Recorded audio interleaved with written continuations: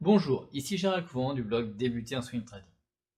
Dans cette nouvelle vidéo, je vous partage l'exhaustivité de mes trades du mois de novembre. Alors, suivez bien, il y en a beaucoup et malheureusement, cette performance mensuelle est ma première négative depuis le mois de janvier 2016. Et on va voir pourquoi. A tout de suite.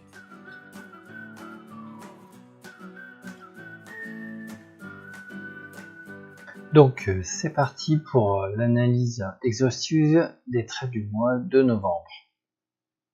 Donc on va commencer sur l'action Core Estate Capital que l'on a déjà vu le mois précédent. Donc c'était une belle action que j'avais prise ici au mois de septembre et je vous l'avais déjà commenté. Donc j'étais sorti ici le 4 octobre.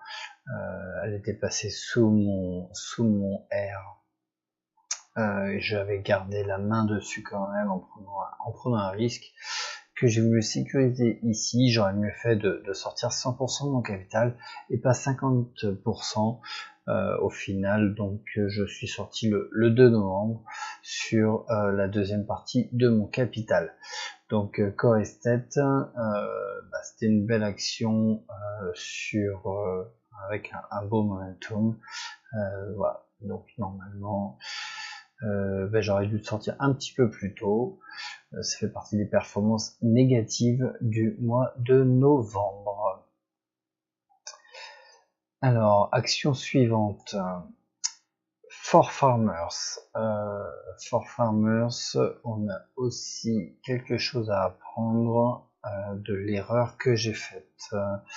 Donc voilà, cette action-là, très beau momentum en 2017, hein, vous voyez, très belle montée. Elle était plutôt stagnante avant 2017.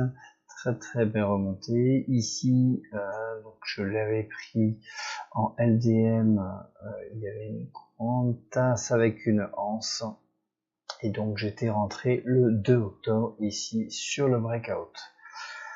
Malheureusement, le breakout n'a pas été confirmé très longtemps. L'action s'est retournée là pendant une dizaine de jours en restant sous mon risque. Pardon. Voilà, donc pourquoi je disais une erreur, ici le 24 octobre en fait elle descend sous mon risque.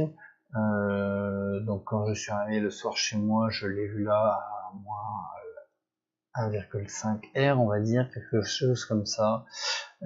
Et écoutez, je suis pas sorti dès le lendemain. J'ai pensé qu'elle remonterait. C'est souvent ce qu'on se dit dans ces cas-là. Et voilà. Erreur, je la paie cash de ne pas avoir suivi mon money management. Vous voyez ici, hop, elle a fait quelques fluctuations. Au final, tac, ici j'arrive à moins 3 R. Et finalement, je décide de sortir ici le 10 novembre. Conclusion, une des erreurs du mois de novembre, je n'ai pas bien suivi mon money management sur For Farmers. Alors, action suivante, Bastide le Confort, action, voilà, vous voyez sa configuration globale, hop, ici elle commence à prendre la parabole, donc tout ce que l'on aime bien. Je l'ai prise ici un petit peu tardivement le 11 octobre, sachant que le breakout s'effectuait plus tôt ici. Il me semble, si je me souviens bien, que je l'ai loupé ici avec un petit gap haussier. Malheureusement, et du coup j'ai insisté et j'ai quand même pris la position le 11 octobre, 2 jours après. Ça a été plutôt bénéfique parce que vous voyez donc je l'ai prise ici à 41,87. Elle a continué sa progression. Je ne l'ai pas sécurisé à 2 R. Par contre, je l'ai fait dès qu'elle est redescendue sous mon premier R et j'ai pris un deuxième gain le 3 novembre. Donc je fais 2 R, 2 gains. Voilà, en serrant de très près le trade.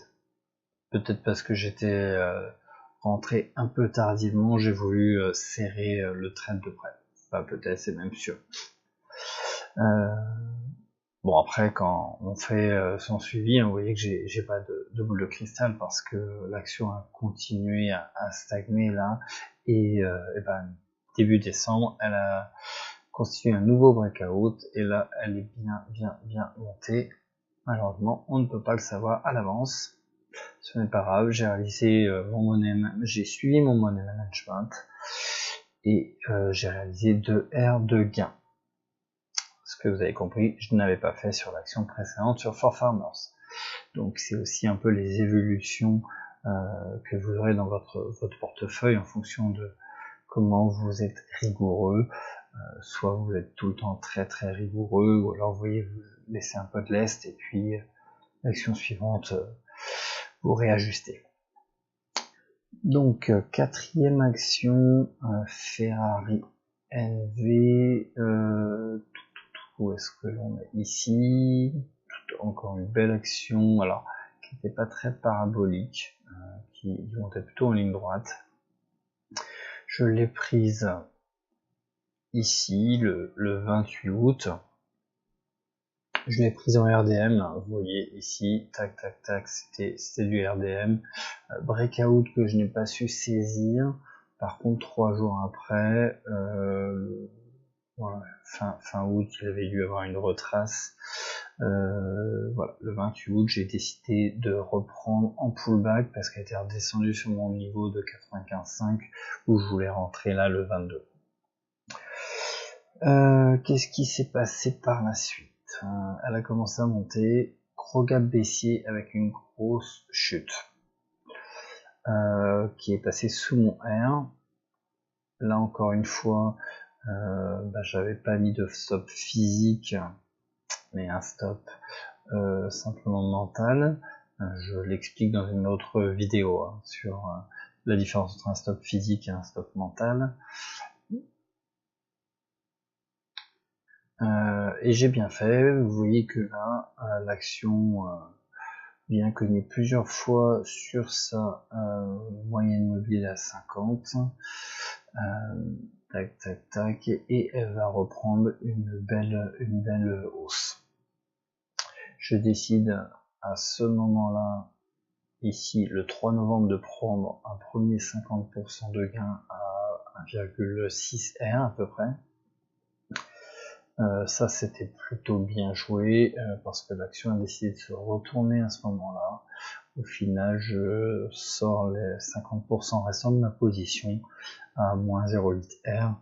L'action globalement reste positive pour ce mois de novembre. Les deux performances font partie du résultat du mois de novembre. L'action suivante.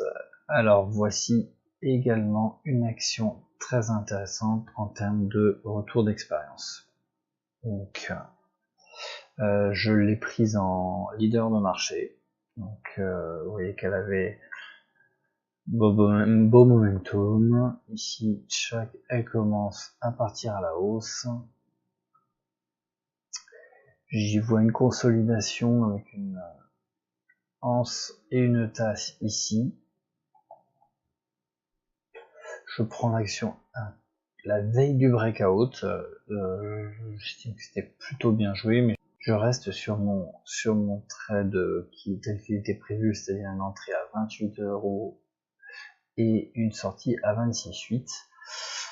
On va voir ce qui se passe par la suite. J'avais bien repéré, alors je vais vous zoomer un petit peu ça, j'avais bien repéré qu'il y avait une publication de résultats le 14 novembre. Dans ce cas-là, il est très important, si vous voulez pas jouer à la loterie, de sortir de votre position, et je m'étais mis un petit rappel pour sortir de ma position le 13 novembre.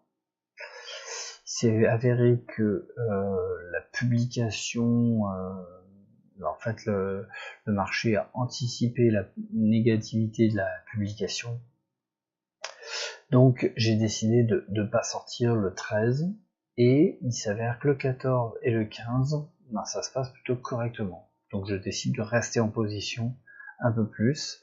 Malheureusement, le 16 novembre, boum bam boum, une news sur cette action Hamburger Hafen fait que, alors elle n'est pas liée à la publication, mais ça arrive, ouais, une mauvaise news 2 jours après, et grosse chute de moins 12%.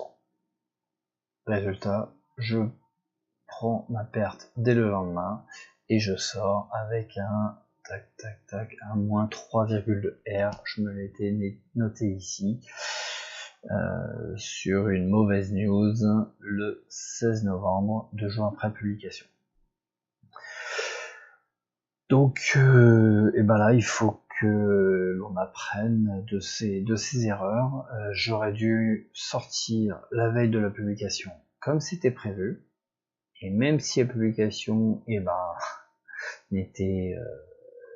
n'a pas été le déclencheur, j'aurais quand même dû sortir parce que je l'ai payé cher derrière et j'étais fortement capitalisé. Donc moins 3,2 R de risque sur une action où j'avais bien capitalisé parce que j'étais rentré pré-breakout, et ben ça fait mal au portefeuille.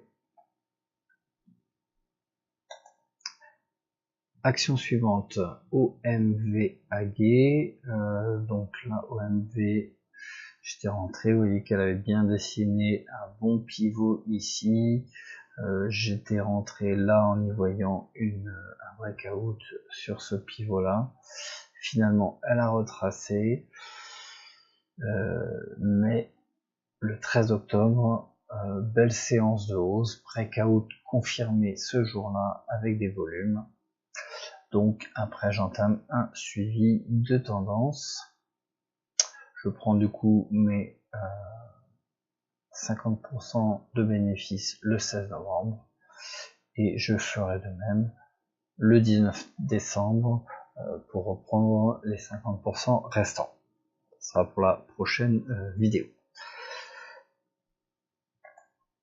Dernière action, Big Ben Interactive. Alors la Big Ben Interactive, c'était un LDM du mois de novembre. Alors vous allez voir que là, très belle pattern. Ici, ça consolide, ça fait un premier boom, deuxième consolidation. Là, tac, je suis rentré, alors j'ai loupé également le 22 août les prises de position, je pense que c'était pendant mes vacances. Je rentre le 28 août en retour de l'action, en retournement de l'action. Vous voyez qu'elle descend pas trop près de mon risque, mais je reste en position de toute façon, et après elle explose à la hausse. Et vous voyez que là, à partir du 29 septembre, elle a une très belle hausse qui va nous projeter jusque, donc là je suis même monté à 500%, donc à 5 R de gain. J'ai consolidé mes gains donc à 50% le 9 novembre, puis le 8 novembre, puis le 9 novembre. Donc là on pourrait croire que j'ai pris 2 fois 4 R de gains, c'est le cas, donc très belle action. Malheureusement pour moi, cette action, je l'avais pas pris en étant fortement capitalisé, parce que je l'avais pris en breakout, et si je me rappelle bien ici, je n'avais pas été servi totalement. Contrairement à l'action que l'on a vu avant, Hamburger Hafen, où j'ai fait moins 3,1 de perte, et ben celle-ci n'a pas compensé parce que finalement j'avais 2 fois plus de capital sur Hamburger Hafen que sur Big Ben. Donc le résultat du mois de novembre, avec la somme de ces 7 sorties de trade, et en 1 ou 2 fois, fait que j'ai un mois négatif. Et malheureusement pour moi, c'est le premier mois négatif depuis que j'applique avec rigueur mon swing trading depuis le mois de janvier 2016, comme vous pouvez le lire et le comprendre dans le téléchargement de mon bonus que je vous invite à télécharger. Voilà, donc vous avez compris, j'ai fait 2-3 erreurs ce mois-ci, je les paye cash. Avec le recul, effectivement, c'est net et sans bavure. Sur le moment, j'étais vraiment frustré de ne plus être positif. Voilà. Avec l'analyse rétroactive, et ben on voit que c'est mérité.